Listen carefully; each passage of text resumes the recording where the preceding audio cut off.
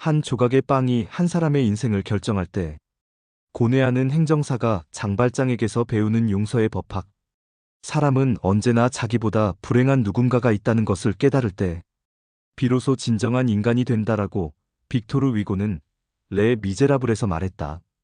행정사라는 직업을 택한 지 5년, 수많은 을들의 고통스러운 이야기를 들으며 나는 이 말의 진정한 무게를 깨달아가고 있다. 장발장 마이너스 시대를 초월한 을의 초상. 장발장은 19세기 프랑스의 전형적인 을이었다. 굶주린 조카들을 위해 빵 한 조각을 훔친 그의 행위는 단순한 범죄가 아니라 생존을 위한 절망적 몸부림이었다. 19년의 감옥살이는 그를 더욱 사회 밑바닥으로 밀어냈다. 전과자라는 낙인, 호적 없는 삶, 그 어디서도 환영받지 못하는 존재. 이는 내가 만나는 대부분의 의뢰인들과 다르지 않다. 근로자들은 산업재해를 당해도 제대로 보상받기 어렵고, 영세사업자들은 각종 행정처분에 맞서 불로 싸워야 한다. 중소기업 사장들은 대기업의 불공정 거래 관행에 시달린다. 모두가 장발장처럼 구조적 약자의 위치에서 고군분투하고 있다. 자베르 마이너스 법의 이름으로 짓밟는 갑. 자베르 경감을 바라보면 현재의 행정기관들이 떠오른다. 그는 법을 맹신했고 그 법이 만들어내는 불의에는 눈을 감았다.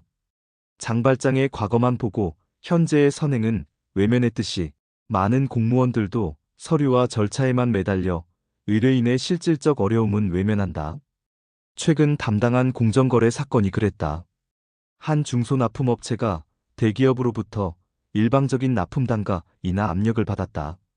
명백한 불공정거래 행위였지만 담당 공무원은 증거가 부족하다, 법적 요건을 충족하지 않는다라며 소극적 태도로 일관했다. 자베르의 경직성이 현대적으로 재현되는 순간이었다. 미리엘 주교 마이너스 진정한 조력자의 모델. 미리엘 주교는 장발장에게 단순히 은초대만 준 것이 아니다. 그는 한 인간의 존엄성을 인정해 주었다. 당신은 더 이상 악에 속한 사람이 아니라 선에 속한 사람입니다라는 그의 선언은 장발장의 인생을 바꿨다. 행정사로서 내가 추구해야 할 모델이 바로 미리엘 주교다. 법적 대리 대행만이 아니라 의뢰인의 인간적 존엄을 회복시켜주는 일. 그들이 단순한 사건 번호가 아니라 고유한 이름을 가진 사람임을 인정해주는 것. 실무 현장에서 만난 장발장들. 근로자 김모 씨의 이야기. 3년 전 만난 김모 씨는 건설 현장에서 추락사고를 당했다. 근로복지공단에 산업재해 신청을 했지만 업무상 재해 아니므로 불승인 처분을 받았다. 공단은 업무와 무관한 사적행위 중 발생한 사고라고 판단했다. 김모 씨와 면담하며 나는 장발장의 절망을 보았다. 다친 몸으로 생계는 막막하고 치료비는 눈덩이처럼 불어나는데 그 누구도 책임지려 하지 않았다. 하지만 현장을 직접 조사하고 목격자들을 찾아다니며 사실관계를 밝혀낸 결과 재심사에서 업무상 재해로 인정받을 수 있었다. 선생님, 제가 사람 취급을 받는 느낌이에요. 그가 건넨 그 한마디가 내 마음에 깊이 새겨졌다. 미리엘 주교가 장발장을 사람으로 대했듯이 나도 김모 씨를 단순한 사건 당사자가 아닌 존중받아야 할 인간으로 대했던 것이다. 영세사업자 박모 씨의 고난. 작년에 만난 박모 씨는 30년간 운영해온 작은 공장이 환경법 위반으로 영업정지 처분을 받았다.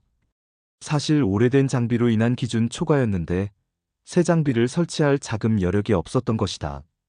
박모 씨에게서 나는 장발장의 선량함을 보았다.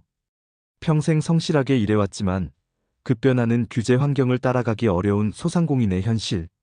행정심판 청구를 통해 처분의 과도함을 지적하고 시정기간을 확보해드릴 수 있었다. 병우가, 너는 지금 누구를 위해 일하고 있는가? 스스로에게 던지는 질문이다. 법조문 속 추상적 정의가 아니라 구체적 현실 속에서 고통받는 사람들을 위해 일하고 있는 것인가? 코제트 마이너스 희망의 상징. 장발장이 코제트를 키우며 진정한 아버지가 되었듯이 행정사도 의뢰인들을 통해 진정한 전문가로 성장한다. 코제트는 장발장에게 살아갈 이유를 주었고 의뢰인들도 나에게 직업적 소명을 깨닫게 해준다. 최근 담당한 한 여성 근로자의 직장 내 괴롭힘 사건이 그랬다. 정신적 스트레스로 인한 우울증을 업무상 질병으로 인정받기 위한 긴 싸움이었다. 6개월간의 자료 수집과 의학적 검토 과정을 거쳐 마침내 산업재해로 승인받았을 때 그녀가 보여준 환한 미소는 내 마음에 깊은 울림을 주었다. 팡틴 마이너스 사회적 약자의 현실. 팡틴의 비참한 죽음은 19세기 사회의 구조적 모순을 보여준다. 미혼모라는 이유로 일자리를 잃고 생계를 위해 몸을 팔다가 결국 죽음에 이르는 그녀의 삶은 현재의 사회적 약자들과 크게 다르지 않다.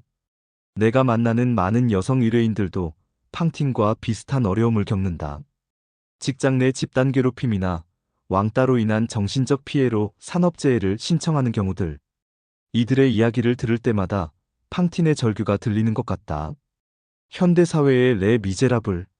행정사로서 5년간 수많은 현대판 장발장들을 만났다.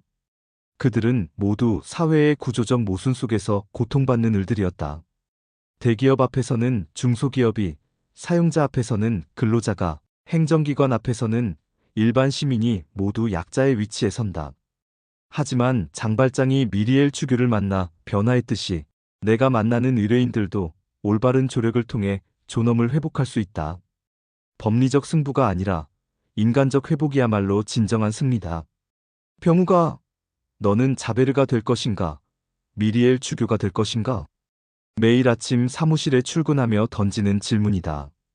경직된 법 해석으로 의뢰인을 재단할 것인가? 아니면 따뜻한 마음으로 그들의 아픔을 어루만질 것인가?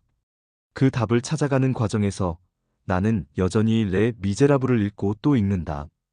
그 속에는 법과 정의, 용서와 구원에 대한 영원한 화두가 담겨 있기 때문이다. 인간의 법이 신의 법과 충돌할 때 우리는 신의 법을 따라야 한다. 마이너스 빅토르 위고, 레 미제라블.